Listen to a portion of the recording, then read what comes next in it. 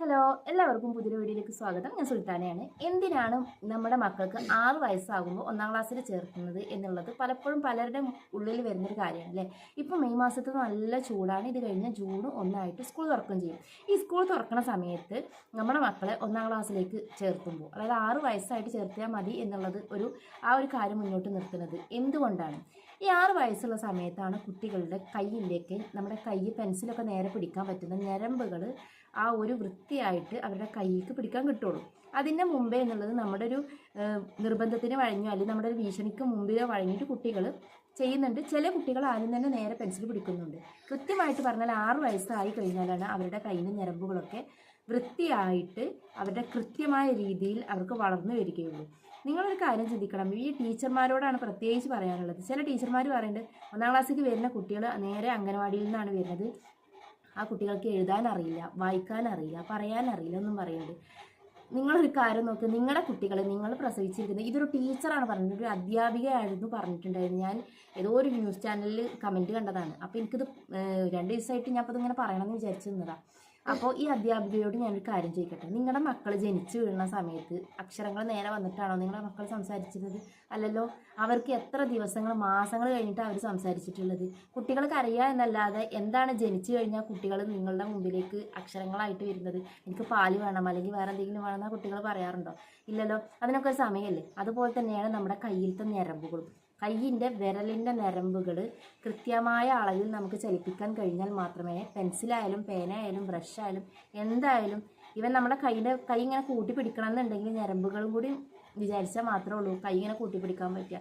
അല്ലാണ്ട് നിങ്ങൾ ഈ പറയുന്ന പോലെ 4 വയസ്സാകുമ്പോഴത്തേനും നേരെ പെൻസിൽ ഉപയോഗിച്ച് നല്ല വൃത്തിയായിട്ട് എഴുതണം എന്നൊന്നും പറഞ്ഞാൽ നടക്കണ കാര്യമില്ല എന്ന് വെച്ചാൽ മനുഷ്യ സഹജമായ മനുഷ്യൻ്റെ ഓരോരോ പ്രായത്തിലും ഓരോരോ വളർച്ചയുണ്ട്. ആ വളർച്ചയ്ക്ക് അനുസരിച്ചിട്ട് മാത്രമേ ഇതൊക്കെ നടക്കുകയുള്ളൂ. പിന്നെ അംഗനവാടിയിൽ നിന്ന് പറയുന്നത് 3, 4, 5 വയസ്സുള്ള കുട്ടികളാണ് ഈ അംഗനവാടിയിൽ ഇരിക്കുന്നത്. അംഗനവാടിയിൽ ഇരിക്കുന്ന കുട്ടികളോട് പാട്ട് പാടിപ്പിക്കുക, അവർക്ക് കഥകൾ പറഞ്ഞു കൊടുക്കുക, അവരെ കളിപ്പിക്കുക. ഓരോരോ കളികൾ, അതായത് 1, 2, 10 വരെ എന്തായാലും 1-ാം ക്ലാസ്സിലേക്ക് വരുന്ന കുട്ടികൾ, അതായത് 5 വയസ്സായ അംഗനവാടി പോയ കുട്ടികളൊക്കെ 10, 20 വരെയൊക്കെ എണ്ണുന്ന കുട്ടികളാണ്. മാക്സിമം 20 വരെ എന്തായാലും അവർ എണ്ണും, അല്ലെങ്കിൽ 10 വരെ കൃത്യമായിട്ട് അവർ എണ്ണാൻ കഴിയുന്ന കുട്ടികളാണ്. പിന്നെ അവർക്ക് ഓരോരോ കളറുകൾ, അവർക്ക് കളർ എന്ന് പറഞ്ഞാൽ നമ്മൾ ഡ്രസ്സിൻ്റെ കളറല്ല അവർ നോക്കുന്നത്. ഇലയുടെ പച്ച, പൂവിൻ്റെ ചുവപ്പ്, പൂവിൻ്റെ നടയിലുള്ള മഞ്ഞ, വണ്ടിൻ്റെ കളറ്, കാക്കയുടെ കളറ്, അങ്ങനെ ഓരോരോ പക്ഷികളുടെ, മൃഗങ്ങളുടെ, സസ്യങ്ങളുടെ, ഇലകളുടെ ഒക്കെ ഓരോരോ കളറുകൾ, അതേപോലെ വണ്ടികൾ, പാവകൾ, ഇതൊക്കെയാണ് പരിചയപ്പെടുത്തിയിട്ട് കൊടുക്കുക. ആദ്യം ഇങ്ങനെ തന്നെയാണ്. ഇവർക്ക് പഠിക്കാൻ ഒരുപാട് കാലമുണ്ട് ടീച്ചറെ. അല്ലാണ്ട് നിങ്ങൾ ഈ പറയുന്ന പോലെ 1-ാം ക്ലാസ്സിൽ തന്നെ ഇതൊക്കെ നമുക്ക് ഉരുളൊരുട്ടിയിട്ട് മുണിങ്ങാൻ വയ്ക്കുന്നുണ്ട് വെച്ചാൽ പിന്നെ നേരെ പോയിട്ട് നേരെ 10ക്ക് പോയിട്ട് SSLC എഴുതിയാൽ പോരെ? അതിൻ്റെ ആവശ്യമൊന്നുമില്ലല്ലോ. നമുക്ക് അടിസ്ഥാനമായ വിദ്യാഭ്യാസം 1-ാം ക്ലാസ് മുതൽ നിങ്ങൾ നൽകുമ്പോൾ നിങ്ങളൊരു കാര്യം ചിന്തിക്കണം, ആ ഒരു കുട്ടി ഭാവിയിൽ വളർന്നു വരുമ്പോൾ എങ്ങനെയായി തീരും എന്നുള്ളത് നമുക്കറിയില്ല. അപ്പോൾ അക്ഷരങ്ങൾ വൃത്തിയായ രീതിയിൽ നിങ്ങൾ തറ പറ പന പത എന്നൊക്കെ എഴുതി കൊടുക്കുന്നതിന് പകരം ആ കുട്ടികൾക്ക് റ ത പ നിങ്ങൾ സമയമെടുത്ത് സ്കൂൾ തുറന്ന് നിങ്ങൾ 3 മാസം അക്ഷരങ്ങൾ മാത്രം നിങ്ങൾ പഠിപ്പിച്ചു നോക്ക്. ഇത് ഈ പാഠപുസ്തകം തുറക്കുമ്പോൾ തന്നെ ഒരു 10-20 വരിയുടെ പാട്ടായിരിക്കും. ഇത് കാണാപ്പാഠം പഠിച്ചു തരാനൊന്നും ഈ കുട്ടികളെ കൊണ്ട് വയ്ക്കില്ല. രാവിലെ എഴുന്നേറ്റ് കഴിഞ്ഞാൽ വൈകുന്നേരം വരെയുള്ള സമയത്ത് ഈ കുട്ടികൾ എത്ര സമയം സ്കൂളിൽ സ്പെൻഡ് ചെയ്യുന്നുണ്ട് അതൊന്ന് നിങ്ങൾ ആലോചിച്ച് നോക്ക്. 10 മണി മുതൽ 3:30 വരെ എന്തായാലും, അല്ലെങ്കിൽ ഒരു 4 മണി വരെയൊക്കെ മാക്സിമം പോയാൽ നമ്മുടെ കുട്ടികൾ സ്കൂൾ വണ്ടിയിലൊക്കെ വരുന്ന കുട്ടികളാണെന്ന് വെച്ചാൽ കുറച്ച് നേരത്തെ അവരെ സ്കൂളിൽ വിടുന്നതിന് മുമ്പ് കൊണ്ടുവരും. എന്തായാലും ഒരു 3:30 വരെ സ്കൂളിൽ ഇരിക്കുന്ന കുട്ടികളാണ്. ഈ 3:30ൻ്റെ ഇടയിൽ ഈ 6 വയസ്സായ കുട്ടികൾക്ക് നിങ്ങൾക്ക് പറഞ്ഞു കൊടുക്കാൻ വയ്ക്കില്ല എന്നുണ്ടെങ്കിൽ നിങ്ങൾ എത്ര കഷ്ടപ്പെട്ടിട്ട് നിങ്ങൾ പഠിച്ചതാണ്?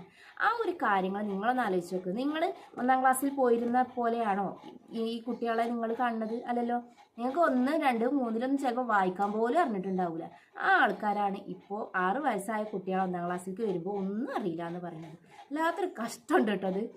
നമ്മൾ കുട്ടികൾക്ക് 1, 2, 3, 4 എന്ന് പറഞ്ഞു കൊടുക്കുന്നുണ്ടല്ലോ. അതുപോലെ തന്നെ നമ്മൾ അക്ഷരങ്ങൾ അ ആ ഇ ഈ ആദ്യം നമ്മൾ ഒരിക്കലും അക്ഷരമാല പഠിക്കില്ല. 1-ാം ക്ലാസ്സിൽ ആദ്യം ചെന്ന ഒരിക്കലും അക്ഷരമാല പഠിക്കില്ല.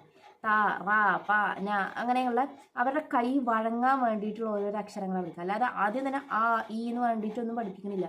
പിന്നെ ഇപ്പോൾ നമ്മുടെ പ്ലേ സ്കൂളുകൾ, LKG, UKG ഇതൊക്കെ പലർക്കും ജോലിയുടെ സംബന്ധമായിട്ട് അവർക്ക് പോകേണ്ട ആവശ്യം വരുമ്പോൾ മക്കളെങ്ങനെ കാക്കുന്നുണ്ട്, അവർ പഠിക്കുന്നുണ്ടാകും, അവരുടെ പേരൻസും നല്ലോണം പഠിച്ചിട്ടുണ്ടാകും. ഈ 1ാം ക്ലാസ്സിലേക്ക് വരുന്ന കുട്ടികളുടെ അമ്മമാരും വാപ്പാരും ചിലപ്പോൾ അധികം പഠിച്ചിട്ടൊന്നും ഉണ്ടാവില്ല. ഇനിയിപ്പോൾ പഠിച്ചിട്ടുണ്ടെങ്കിൽ തന്നെ അവർക്ക് ചിലപ്പോൾ പറഞ്ഞു കൊടുക്കാനുള്ള ആ ഒരു എന്താ പറയുക വിജ്ഞാനമൊന്നും ചിലപ്പോൾ അപ്പം അവരുടെ കയ്യിലുണ്ടാവില്ല.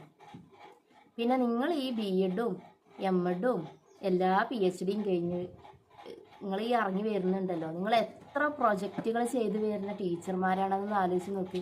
നിങ്ങൾ ആദ്യം ചെയ്ത പ്രൊജക്റ്റ് ഉണ്ടല്ലോ, ആദ്യം ചെയ്ത പ്രൊജക്റ്റ് എങ്ങനെയായിരുന്നു, ഏറ്റവും ലാസ്റ്റ് നിങ്ങൾ ഫൈനലിൽ നിങ്ങൾ എക്സാം ടൈമിൽ എഴുതിയ പ്രൊജക്റ്റ് എങ്ങനെയായിരുന്നു എന്ന് കമ്പയർ ചെയ്ത് നോക്കി നോക്ക്. നിങ്ങൾ ഈ 18 വയസ്സുള്ളപ്പോഴും നിങ്ങളൊരു 30 വയസ്സുള്ളപ്പോഴും ചെയ്യുന്ന കാര്യങ്ങൾ വ്യത്യസ്തമായിരിക്കില്ലേ? അതുപോലെ തന്നെയാണ് ഈ ചെറിയ മക്കൾ എന്ന് പറയുന്നത്. അവരെ നിങ്ങൾ ആദ്യം മക്കളാണ് എന്ന് വിചാരിച്ച് പരിഗണിച്ച് കഴിഞ്ഞിട്ടുണ്ട് വെച്ചാൽ തീരാവുന്ന പ്രശ്നമുള്ളൂ ഇവിടെ. അല്ലാണ്ട് 6 വയസ്സായ കുട്ടിക്ക് ഒന്നും അറിയില്ല, ഞങ്ങൾ ഇവരെങ്ങനെ പഠിപ്പിക്കുക, കുത്തിക്കായിട്ട് പഠിപ്പിക്കാൻ പറ്റില്ലല്ലോ എന്ന് പറഞ്ഞിട്ട് അറിയുന്ന കുട്ടികൾക്ക് മാത്രം പറഞ്ഞു കൊടുക്കുന്നതല്ല കേട്ടോ വിദ്യാഭ്യാസം. നിങ്ങൾ പിന്നോക്കം നിൽക്കുന്ന കുട്ടികളെ ബാക്ക് ബെഞ്ചിലോ സൈഡ് ബെഞ്ചിലോ ഇരുത്താതെ അവരെയും കൂടി മുൻനിരയിലേക്ക് കൊണ്ടുവന്നിട്ട് പഠിപ്പിക്കുകയാണെന്നുണ്ടെങ്കിലുണ്ടല്ലോ, നിങ്ങളായിരിക്കും ഈ വർഷത്തെ ഏറ്റവും നല്ല മാതൃക അധ്യാപിക അല്ലെങ്കിൽ അധ്യാപകൻ. ഈ പറഞ്ഞതിനോട് നിങ്ങൾക്ക് യോജിപ്പില്ല എന്നുണ്ടെങ്കിൽ നിങ്ങൾ ഒരുപക്ഷെ ആ ഒരു ടീച്ചർ ആവാനുള്ള യോഗ്യത ഇല്ലായിരിക്കും.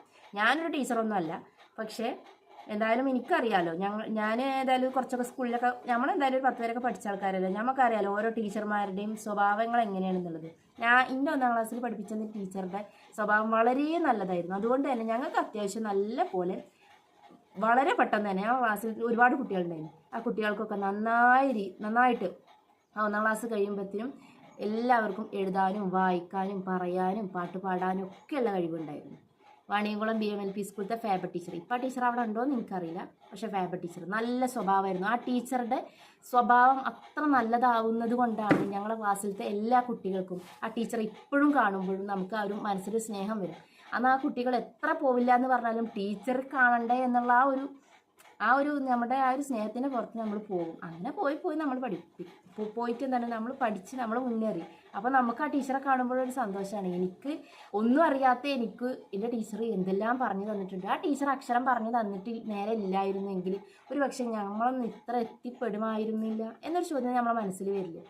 അങ്ങനെ ഒരു ചോദ്യം നമ്മളെ മനസ്സിലേക്ക് വരണം. ടീച്ചറെ 1ാം ക്ലാസ്സിലെ ടീച്ചർ ആയിക്കോട്ടെ 10ാം ക്ലാസ്സിലെ ടീച്ചർ ആയിക്കോട്ടെ, നിങ്ങളെ ഒരു റോൾ മോഡലാക്കാൻ പറ്റണം നിങ്ങൾ പഠിപ്പിക്കുന്ന മക്കൾക്ക്. നിങ്ങളുടെ മക്കൾക്ക് മാത്രമല്ല, നിങ്ങളെ പഠിപ്പിക്കുന്ന നിങ്ങളുടെ എല്ലാ മക്കൾക്കും നിങ്ങളൊരു റോൾ മോഡലാക്കാൻ കഴിയണം. അല്ലെങ്കിൽ ഞങ്ങൾക്ക് ആ ടീച്ചറെ പോലെ ആവണമെന്ന് ഏതെങ്കിലും ഒരു സ്റ്റുഡൻറ്റ് നിങ്ങളെ പറ്റി പറയുകയാണെന്നുണ്ടെങ്കിൽ അപ്പോഴാണ് നിങ്ങൾ ശരിക്കും ഒരു ടീച്ചർ ആവണം.